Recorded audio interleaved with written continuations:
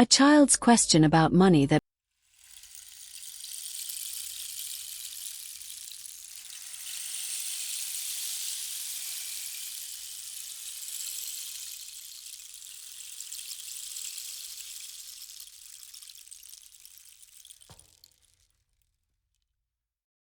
a good parent was simple: provide, protect, and never let your family lack anything. So he worked.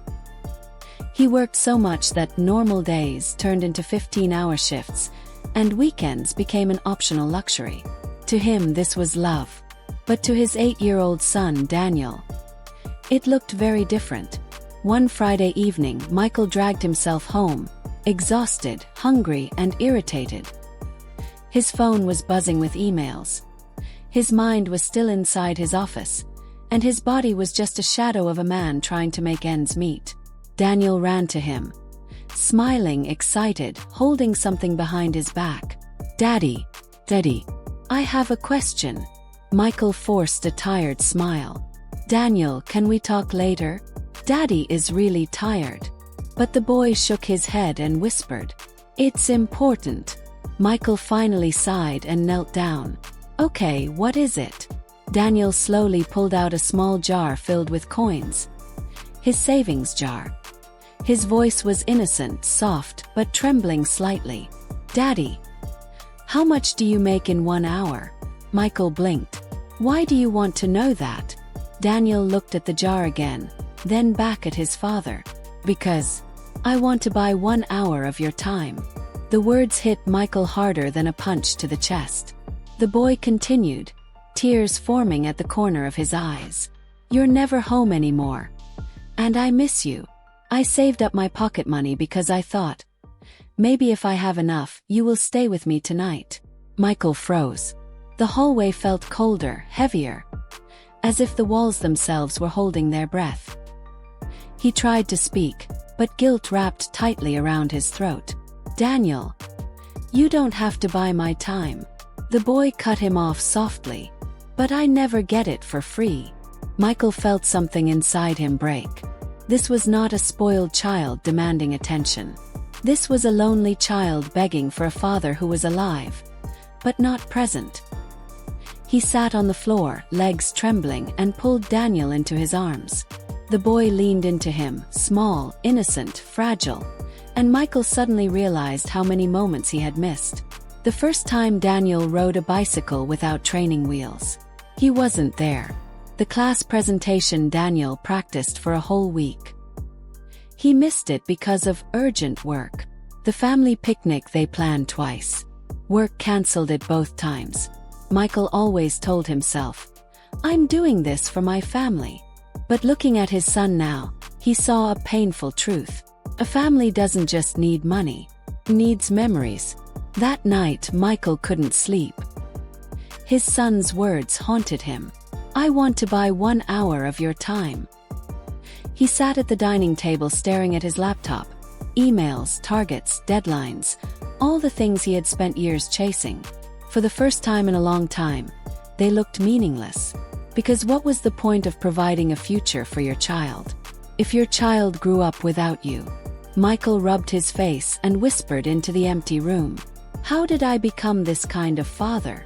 In that moment, he felt something many adults secretly feel. The fear of failing the people you love most, while trying your best to succeed for them. It's a silent heartbreak many parents live with, working endlessly, losing themselves slowly, hoping their sacrifices are appreciated one day. But a child doesn't understand sacrifice. Child only understands presence. And for the first time, Michael saw the gap between his intentions and his reality. He knew he had to change. But he also knew change wouldn't be easy. The next morning, Michael woke up earlier than usual, not for work, but for something far more important. He walked into Daniel's room. The boy was still asleep, his small hands curled near his face. For a moment, Michael just watched him, and felt a strange mix of love, guilt, and determination swell inside him. He whispered, "Today I choose you." Later that afternoon, when Michael came home earlier than he had in years, Daniel's eyes widened. "You're home?" "Yeah, Michael smiled. And I was thinking, how about we spend that hour you wanted to buy? Daniel blinked as if he didn't trust what he heard. Then he ran into his father's arms with a kind of joy no amount of money could ever buy. They cooked dinner together, burnt the toast, spilled the juice, laughed until their stomachs hurt. They played a small board game. Then Daniel showed him the notebook where he wrote little stories he never had the courage to share. For the first time in years, Michael felt alive. Not successful, not accomplished, just alive. And in that simple hour, he learned something profound. Children don't remember how much money you spent. They remember how much time you gave. The next day, Michael walked into work and made a decision that shocked even him. He requested fewer overtime hours. Yes, his paycheck would shrink a little. Yes, his supervisor frowned. Yes, the career ladder might climb slower. But for once, Michael didn't care. Because last night, he didn't just give his son an hour. He reclaimed his life. Weeks passed. Daniel grew brighter, more confident, more talkative. He waited by the door every evening, not with desperation, but with excitement. Michael found himself smiling more too. The noise in his mind quieted. The pressure in his chest eased. He remembered what happiness felt like. And one quiet night, as they read a story together, Daniel whispered, "I don't need to buy your time anymore, Daddy. You give it to me for free now." Michael felt tears gather in his eyes, but this time, they weren't tears of guilt. They were tears of healing. Sometimes life tricks us into chasing things that look important. Money, status, titles, achievements. But the truth is simple. What your loved ones really want is your presence, your attention, your love, not your paycheck. 'Cause time, the thing we spend so carelessly, it's the only thing we can never earn back. Months passed, and Michael's home slowly transformed into something he hadn't experienced in years. Warm, lively, peaceful. But with every new moment he shared with Daniel, another realization began to grow inside him. A realization that was both beautiful and painful. One evening, as they sat on the balcony watching the sunset, Daniel rested his head on Michael's arm and asked quietly, "Dad, were you lonely at work?" The question caught Michael off guard.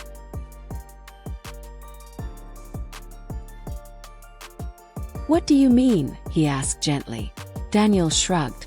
"Whenever people work too much, it's because they don't want to be alone with their thoughts." Michael felt his breath hitch. This was not the voice of an 8-year-old boy. This was the voice of a child who had been forced to grow up quietly. Because life made him observe more than he understood. He looked at his son, really looked at him, and for the first time he realized. Daniel hadn't only missed his father. He had learned to live without him. That truth hit harder than any exhaustion he'd ever felt. "I wasn't lonely," Michael finally whispered. "I was scared." Daniel looked up, confused. "Scared of what?" Michael swallowed hard. "Scared that if I didn't work enough, I would fail you. Fail our family." A soft silence followed. Then Daniel said something so simple, yet so wise it felt like the universe was speaking through him. "Dad, you didn't fail me. You were just looking in the wrong direction." Michael felt his eyes sting. Because in that moment, he finally understood something adults rarely admit. Many of us are not working hard because we are greedy, but because we are afraid. Afraid of not being enough. Afraid of losing security. Afraid of repeating the mistakes of our own parents. And sometimes, in trying to protect our children from the hardships we faced, we unintentionally become the hardship they face. Michael pulled Daniel close, kissed the top of his head, and whispered, "Thank you for finding me when I didn't even know I was lost." A few weeks later, Michael received a call that tested everything he had learned. His boss offered him a huge project, one that guaranteed a promotion, but also guaranteed late nights, missed dinners, and lost weekends. Old Michael would have said yes immediately, without thinking, without blinking. But this time, he paused. He looked at the photo on his desk.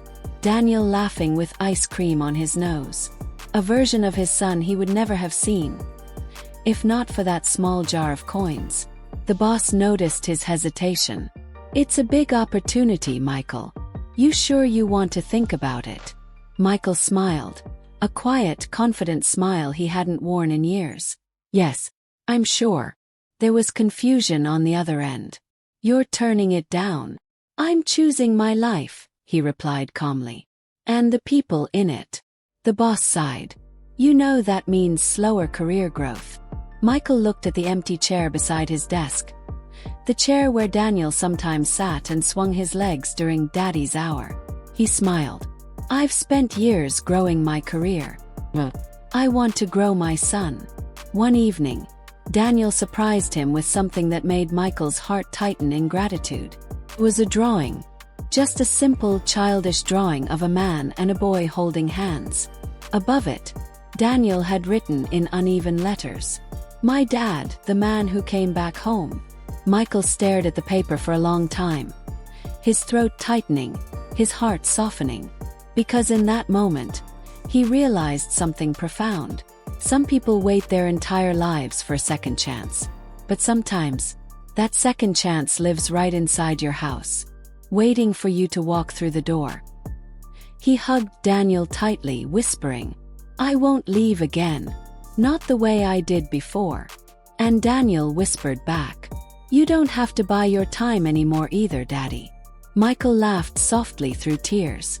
This time, the tears didn't come from regret. They came from gratitude. Because not everyone gets the chance to rewrite the story of their family. But he did. In life, we often spend so much time trying to provide the best future that we forget the people we are trying to protect need us right now.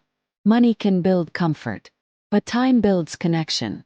And at the end of our lives, it's not the hours we worked that will replay in our minds. It's the hours we shared. So ask yourself, who is waiting for your time? And how much longer will they have to wait? Like, share, and follow for more.